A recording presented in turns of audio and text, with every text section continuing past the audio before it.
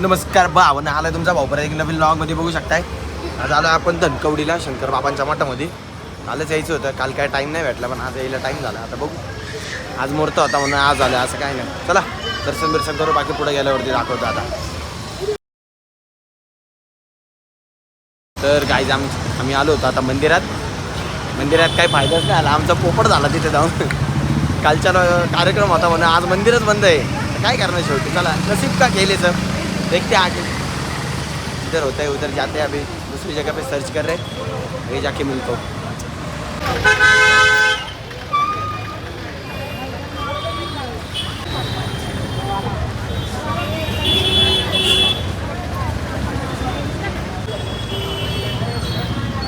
तर आपण बघा बघू शकता इथं आले पंपात आले, फिरून लय फिरलो याडा बाहेर. काय काम नव्हतं, नुसतं फिरत होतं सगळेजण, बाकी काय नाही. सगळ्यांचे पाय बी पक्के दुखले, त्यामुळे काय ब्लॉग बिग बनवलाच नाही. आता म्हटलं एंडिंग करायची ब्लॉगची, बाकी काही नाही.